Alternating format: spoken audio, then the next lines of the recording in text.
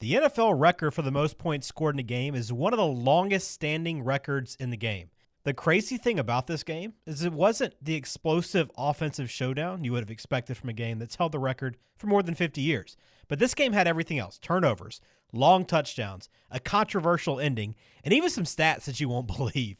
Today, we'll tell you the story of the Washington Redskins and New York Giants game from 1966. You'll also learn more about the offseason that year, which was a historical one in the NFL, plus how the Atlanta Falcons came to be that summer as well, and how a game ball taken home by a lucky fan that day with his wife came up for auction this month.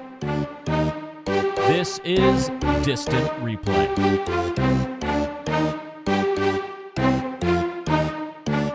Well, glad to have you back inside another episode of Distant Replay. I am Ben George. If you haven't subscribed to us on YouTube or on Apple or wherever you listen to podcasts, please do so.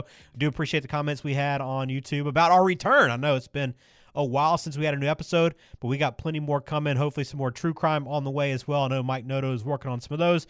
Plus, we'll try to tie in some more past games with sports memorabilia like we'll do once again today. So again, appreciate you following along. Follow us on Instagram and Twitter as well. But today I wanted to highlight this NFL game ball that went up for sale this month by Hunt Auctions from the highest scoring game in NFL history.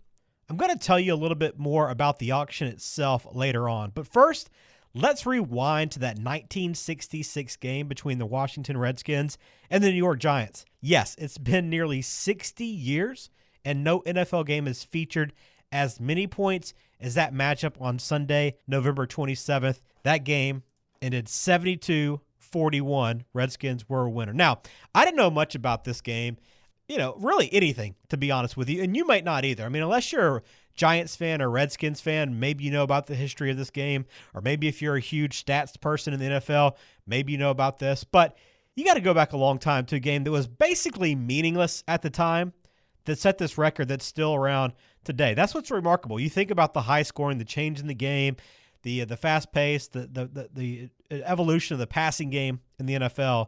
But you go back all the way to 1966 to find this game, which still holds that record, which is pretty remarkable in and of itself. Now, as we like to do here on Distant Replay, we want to take you back and kind of set the stage for what was happening when this game took place, because hey, most of our listeners probably weren't around when this game was taking place. So let's go back to that 1966 season, give you a little history lesson here on the podcast. So this season was actually pretty historical, not just because of this game, obviously, but because the bigger picture in the sport of football. June 8th, 1966, just a handful of months before this game happened, the NFL and the American Football League, the AFL, finally came to an agreement to merge. The two leagues combined to form that expanded league with 24 teams. They eventually would increase that to 26 teams in 1969 and then to 28 teams by 1970 or right thereafter. That was the agreement.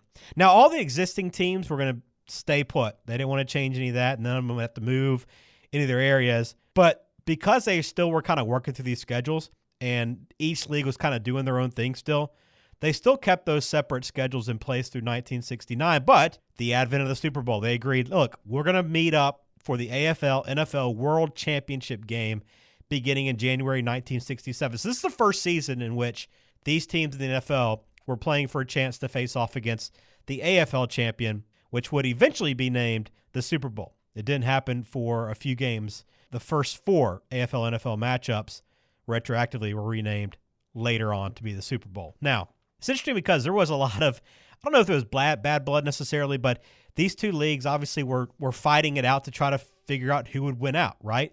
They officially merged in 1970 eventually, formed that AFC, NFC, as you know. But as these two leagues were trying to find their footing and really trying to grab market share, I mean, they were doing all they could to grab a stranglehold. And I'll give you an example of this, okay? So this is pretty interesting. You go back a year prior, right before this merge, June 3rd, 1965, NFL announced it's going to add two teams in 1967, okay? Couple year heads up. Well, 4 days later, the 8 franchises of the AFL voted unanimously to add two teams in 1966. So, hey, you're going to wait 2 years? Well, look, you know what? Actually, we're going to go ahead and make it next summer. We're going to add two teams next year.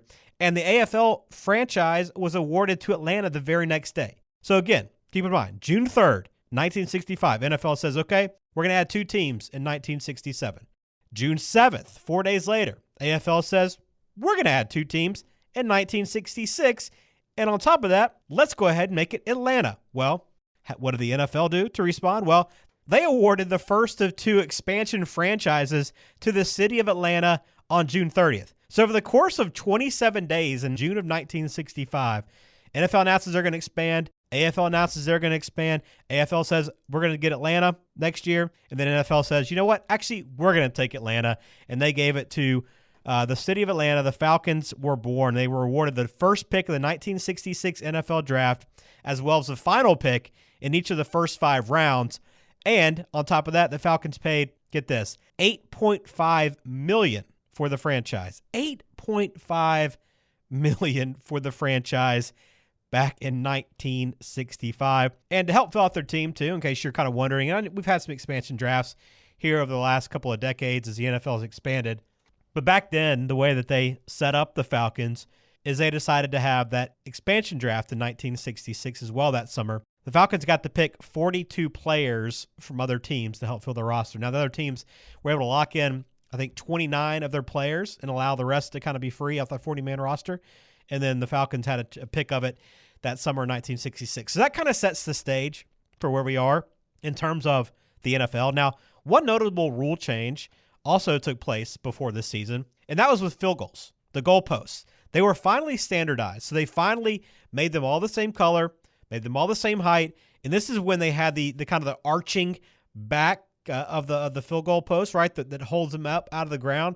It kind of arches back behind the end zone, right? Remember how the goal posts were kind of in front of the end zone and all across the end zone, and not all across, you know what I'm saying? But they finally standardized them. And the reason why they did this is because a year earlier in the Western Conference playoff game at Lambeau Field, the Packers benefited from a controversial call on a made field goal. The ball went over the upright. One team, the Colts, thought this is not a good field goal. Packers were happy that they ruled it a made kick. Green Bay would go on to win in overtime on a field goal, coincidentally, and go on to win the first of their 3 straight NFL championship games. And because of that, they standardized the uprights, but they also decided, hey, we're going to put 2 officials under the uprights as well. So now, obviously, it makes sense. You probably wonder, why would they ever not do that, right? But before that, they didn't have anybody standing directly under the uprights to see if the ball goes in or out. So pretty big change, honestly, with the field goals going into that year, which is interesting because it kind of ties into the way this game ends. So a little bit of a connection to the way this game ends. So let's talk a little bit about that game in 1966, which is the focus of this episode of Distant Replay. So again, Redskins and Giants, you know them now as 2 NFC East rivals, but back then probably still didn't have a lot of love lost between the 2 teams. But this Redskins team was coached by Otto Graham, had a Hall of Fame quarterback, later on Hall of Fame quarterback, Sonny Jurgensen, Duke alum. They entered that game 5-6, so not a special team by any means. And they had already lost to the Giants earlier in the season. Their first meeting, the 2 teams played at Yankee Stadium. The score was 13-10.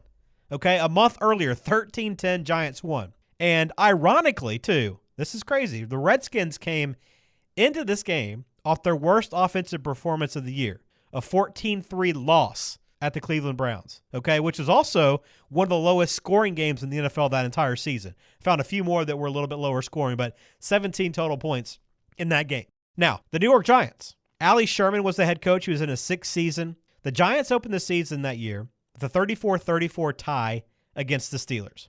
They beat the Redskins, as I mentioned, by 3 in October. But the other 8 games they had played up to that point, the Giants were winless, and they were outscored by an average of more than 21 points per game. So you're talking about a team that was struggling. So this game, not really notable, really. If you go back to it, I'm sure there wasn't that much excitement around it. Obviously, 2 teams that have become big rivals. So, you know, maybe there were some eyes on it for that reason. But in the terms of the big picture and competing for the NFL championship, these 2 teams not really in the conversation at this point. So this game was remarkable, as I told you to start this show. You talk about a game that finishes with a score of 72-41. You would think all kinds of scoring, touchdowns, big plays, a lot of offense, but it wasn't that way. You go back to the box score, and honestly, with this game being so far back, I checked a couple different sources. Like, maybe the box score that I found here first isn't accurate because his stats don't look like they would line up with the way this game finished on the scoreboard. So, okay, first quarter, 13-0 after the first quarter. 13-0 start. That's it. Couple touchdowns for the Redskins. Early lead. Seems to be a pretty normal game. Well, the second quarter, things picked up. And if this game had live betting, well, you probably had some pretty good opportunities early on to jump on this game. 5 TDs in the second quarter. So you had a halftime score, 34-14. So pretty high scoring game early on. The Giants giving up a lot of plays. But the second half, just as crazy.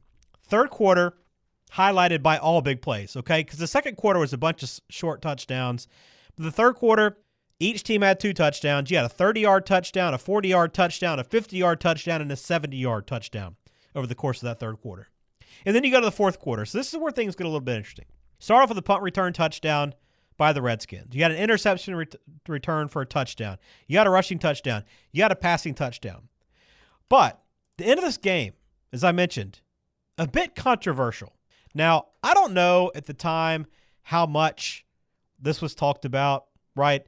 I read a couple of the news stories from that, and you can't really get a true sense of whether or not the Redskins were trying to run up the score. But listen to the way this game played out. This kind of summarizes the way the Giants' season went. So the Redskins were up 28 points late in that game. The Giants had the ball, could have run out the clock. But their quarterback at the time, Tom Kennedy, threw the ball out of bounds on fourth down. Thought it was only third down and threw it out of bounds. Stopped the clock, turned the ball back over to the Redskins, and they end up kicking a field goal with 7 seconds left in the game again. They led by 4 touchdowns. They kicked it with 7 seconds left. Now, Otto Graham was asked about this after the game. What are you trying to do? Are you, A, trying to run it up? But also the question was, were you trying to break the single-game scoring record? It was 70 points, which was set by the LA Rams 16 years earlier. He said, no, hell no, actually. I didn't know anything about the records. I wanted Gogolak, who was their field goal kicker, to try a field goal. He said he hadn't had a chance all day, and he missed 2 against Cleveland last Sunday. I'm not one to run up a score on anyone. Take that for what it's worth. I don't know. You have 2 teams like that in that position. Do they really need an extra field goal try from a short distance to finish things off and give your quick kicker a little bit of practice in the middle of a season, which is not that great for you for the Redskins? I don't know. But a little bit of a controversial ending when it happened. There was a column that day by Shirley Povich that I thought was really interesting. I wanted to share with you. I thought it was funny. This is the first 2 paragraphs. I'll read it to you. The Redskins had a 28-point lead to protect, so Coach Otto Graham was taking no chances of a 4-touchdown resurgence by the Giants in the last 7 seconds that were left on the clock. He gave the nod to trusty Charlie Gogolak and then watched his strategy pay off with a 29-yard field goal that just about sewed up the game 72-41. Sense the sarcasm, right? Or maybe it was merely Graham having his fun, haha, at the expense of his opposite number, Allie Sherman. On the sidelines, the hapless Giants coach was already in visceral anguish at the horror of all that had gone before. But this latest Graham stratagem could challenge Sherman's belief anew. This was perhaps the first field goal ever aimed at the jugular. It kind of gives you a sense of how that was and kind of captured in the moment. But I mentioned, too, that the stats were pretty wild here as well. Again, I had to double check all these because pretty hard to believe. Usually when you look at a box score, the discrepancy you're going to see is a ton of yards and not a lot of points. It happens a lot, right? Turnovers or just drives stall out or you go for 4th downs, you don't get them. That happens quite a bit. But in this game, the Giants actually outgained the Redskins 389-341. That's right. In the highest scoring NFL game of all time, neither team had 400 yards of total offense. Now, let's go even beyond that a little bit, okay? Turnovers, not surprising. 6 turnovers for the Giants, 2 turnovers for Washington, 8 turnovers total, not surprising in a game that racked up a bunch of touchdowns and a bunch of points. But what I thought was probably the craziest stat of all in all this, the Washington Redskins, again, 72 total points, highest scoring game of all time. The Redskins ran 42 total offensive plays. They ran the ball 24 times, and they passed 18 times.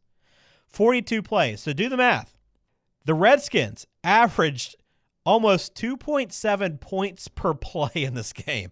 It speaks nothing to their offense, really, maybe more towards the Giants and how bad they were, but they averaged nearly 2.7 points per play, okay? Not yards per play, points per play in this game. Pretty nuts. It was highlighted by Jurgensen, 10 of 16, 3 touchdowns, no interceptions. On the other side, Giants threw 5 total picks between Tom Kennedy and Gary Wood in that game.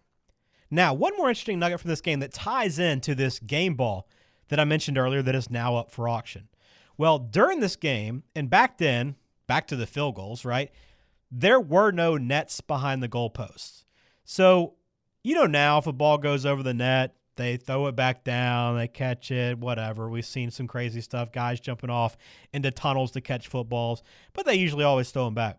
They ended up losing 14 footballs to the stands. 13 of those were due to extra points lost. I guess there was a crowd of like 60,000, so it's a pretty big crowd, but I guess it's just, hey, it's like a foul ball in baseball. Take it, it's yours. But there was also this other ball that was lost after a punt return for a touchdown. So here's how the story goes for this game ball that's now up for auction by Hunt Auctions. It's up right now. I'm going to put the link in the bio if you want to check it out for yourself. The pictures in our episode thumbnail as well. But in this game, Ricky Harris, member of the Redskins, scored the fourth quarter punt return touchdown that I mentioned earlier, right? So after this touchdown, Harris threw the ball in the stands. Again, this is where that other ball was lost. It was retrieved and caught by Nick Calabrese, okay? He was in the game. He was there with his wife, Ann.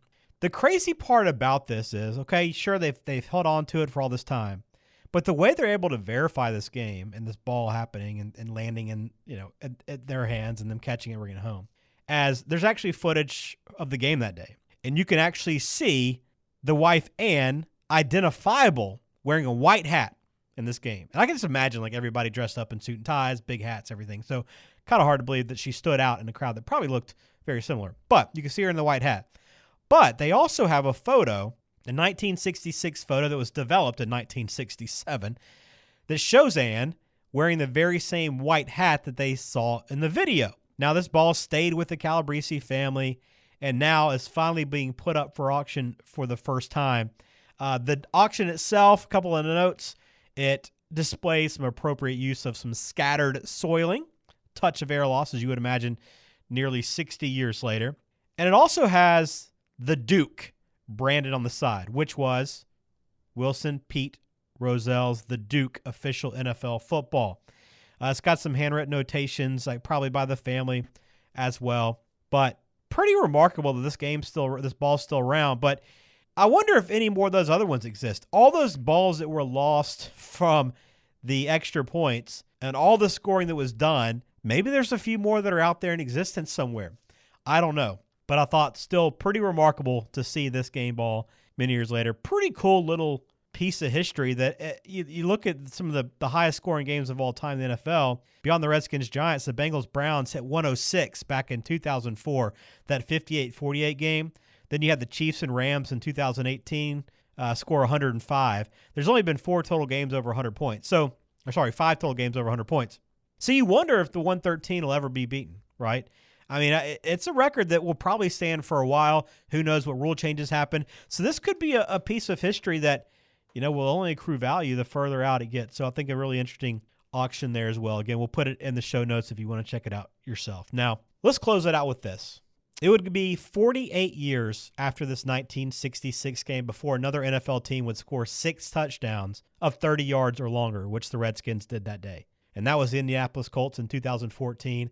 They had a 49-point game led by Andrew Luck's 5 touchdown passes. Who was the team they beat that day? The Washington Redskins, quarterbacked by Colt McCoy. Thanks for listening to another episode of Distant Replay. Please hit subscribe. We'd appreciate that as well. Share the video if you haven't, and tell us, would this be a piece of history you'd like to own? And also let us know what you want to hear us feature on a future episode. Thanks for listening.